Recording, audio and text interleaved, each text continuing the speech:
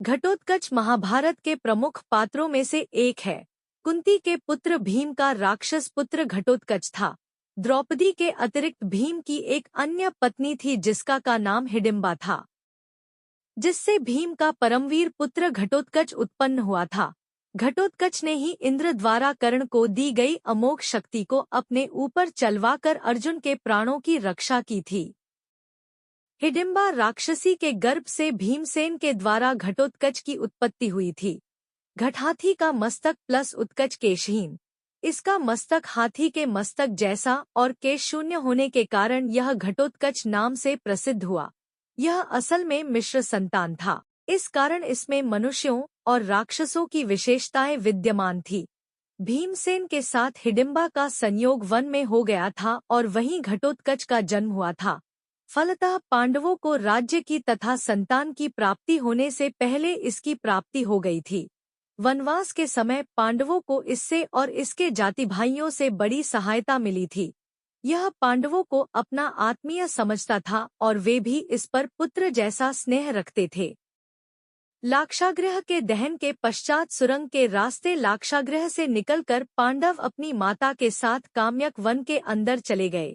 कई कोस चलने के कारण भीमसेन को छोड़कर शेष लोग थकान से बेहाल हो गए और एक वट वृक्ष के नीचे लेट गए। माता कुंती प्यास से व्याकुल थी, इसलिए भीमसेन किसी जलाशय या सरोवर की खोज में चले गए।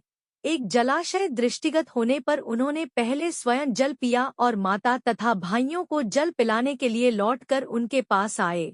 वे सभी थकान के कारण गहरी निद्रा में निमग्न हो चुके थे। अतः भीम वहां पर पहरा देने लगे। उस वन का राजा हिडिंब नाम का एक भयानक असुर था।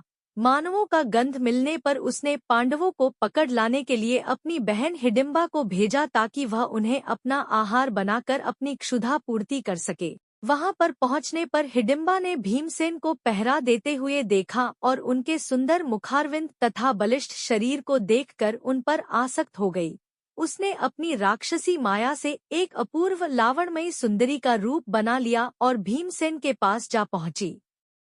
भीमसेन ने उससे पूछा, हे सुंदरी, तुम कौन हो और रात्रि में इस भयानक वन में अकेली क्यों घूम रही हो? हिडिंबा ने कहा, है नरश्रेष्ठ, मैं हिडिंबा नाम की राक्षसी हूँ।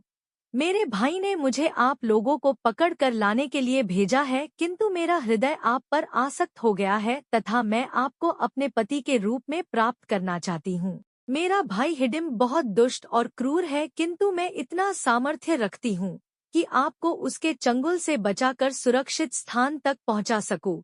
इधर अपनी बहन को लौटकर आने में विलंब होता देखकर हिडिंब उस स्थान में जा पहुँचा जहाँ पर हिडिंबा भीमसेन से वार्तालाप कर रही थी। हिडिंबा को भीमसेन के साथ प्रेमालाप करते देखकर वह क्रोधित हो उठा और हिडिंबा को दंड देने के लिए उसकी ओर झपटा। यह देखकर भीम ने उसे रोकते हुए कहा, रे दुष्ट राक्षस, तुझे स्त्री पर हाथ उठाते लज्जा नहीं आती? यदि तू इतना ही वीर और पराक्रमी है तो मुझसे युद्ध कर।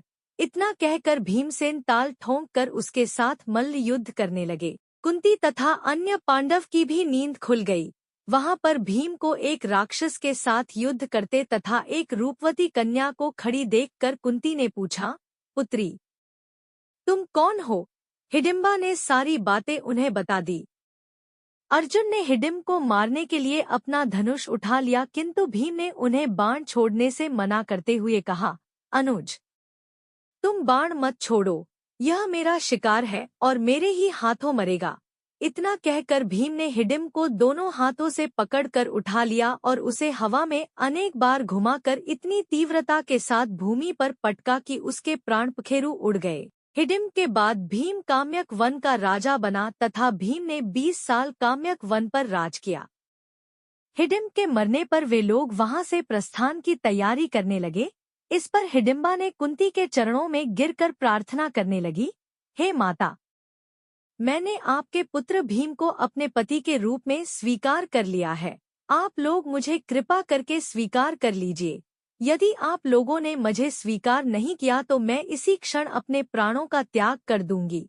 हिडिंबा के हृदय में भीम के प्रति प्रबल प्रेम की भावना देखकर युधिष्ठिर बोले, हिडिंबे, मैं तुम्हें अपने भाई को सौंपता हूँ। किंतु यह केवल दिन में तुम्हारे साथ रहा करेगा और रात्रि को हम लोगों के साथ रहा करेगा। हिडिंबा इसके लिए तैयार हो गई और भीमसेन के साथ आनंदपूर्वक जीवन व्यतीत करने लगी। 1 वर्ष व्यतीत होने पर हिडिंबा का पुत्र उत्पन्न हुआ। उत्पन्न होते समय उसके सिर पर केश उत्कच न होने के कारण उसका नाम घटोत्कच रखा गया। वह अत्यंत मायावी निकला और जन्म लेते ही बड़ा हो गया।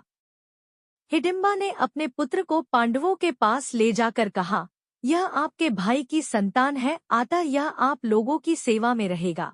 इतना कहकर हिडिंबा वहां से चली गई। घटोत्कच श्रद्धा से पांडवों तथा माता कुंती के चरणों में प्रणाम करके बोला, अब मुझे मेरे योग्य सेवा बताएं। उसकी बात सुनकर कुंती बोली, तू मेरे वंश का सबसे बड़ा पौत्र है, समय आने पर तुम्हारी सेवा अवश्य ली जाएगी। इस पर घटोत्कच ने कहा, आप लोग जब भी मुझे स्मरण करेंगे, मैं आप लोगों की सेवा में उपस्थित हो जाऊंगा। इतना कहकर घटोत्कच वर्तमान उत्तराखंड की ओर चला गया।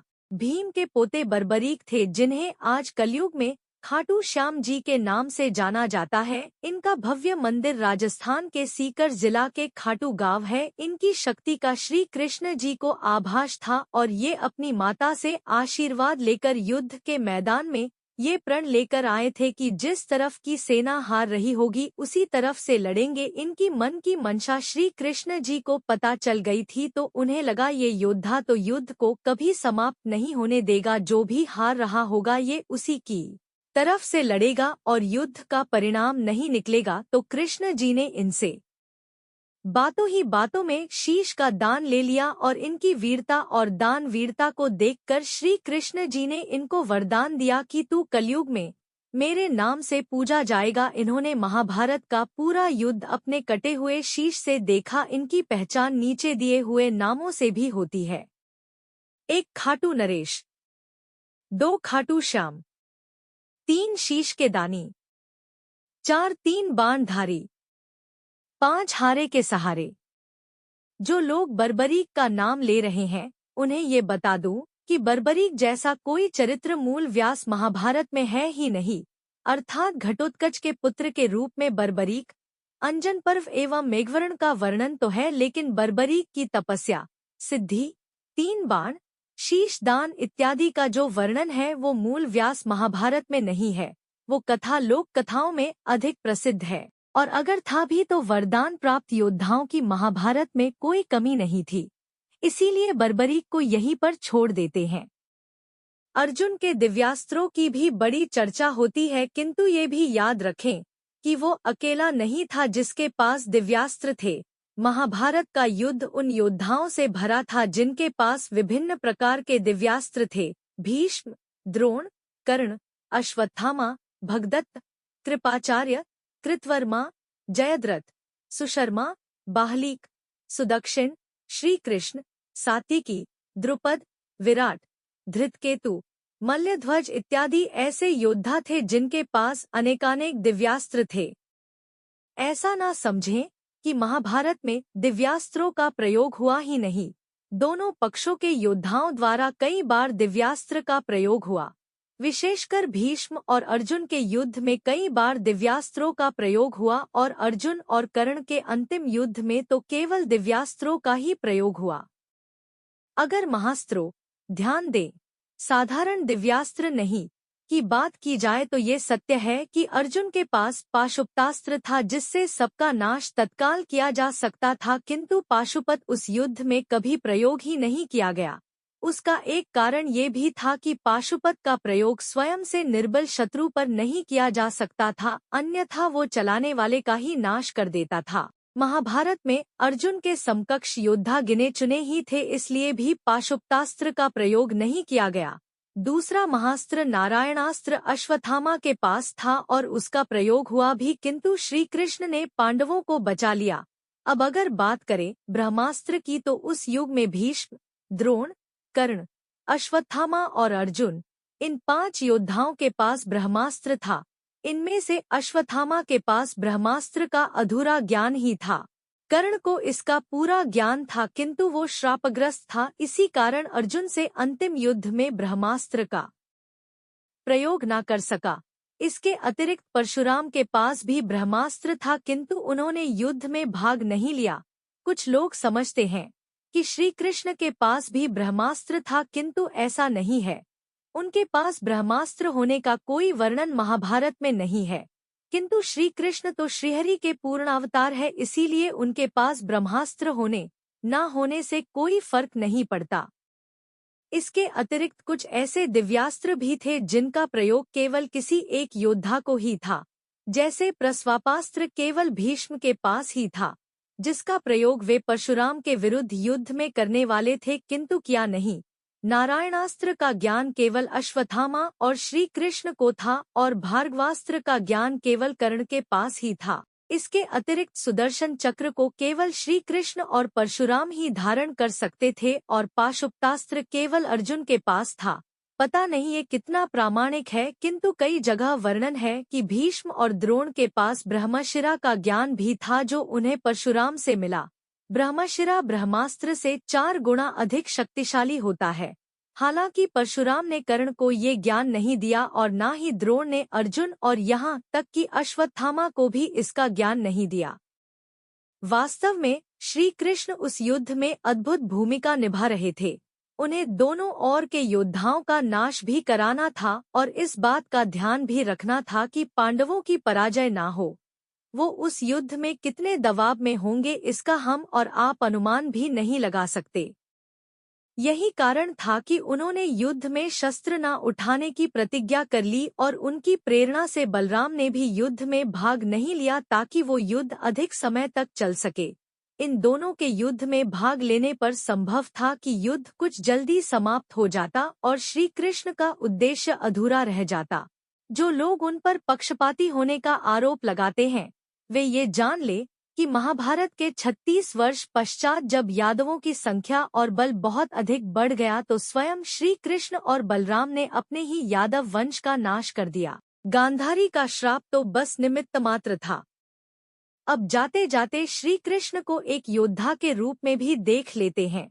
वे श्रीहरि के पूर्ण अवतार थे और उनकी सभी 16 कलाओं के साथ जन्मे थे। श्रीहरि के सभी शस्त्र उनके पास थे, किंतु इस पर भी कई युद्ध में उन्हें भी संघर्ष करना पड़ा था। जैसे जरासंध से वे 18 वर्ष तक युद्ध करते रहे और उसकी सेना को समाप्त करने के बाद भी मथुरा छोड़ द्वारिका में आकर बस गए।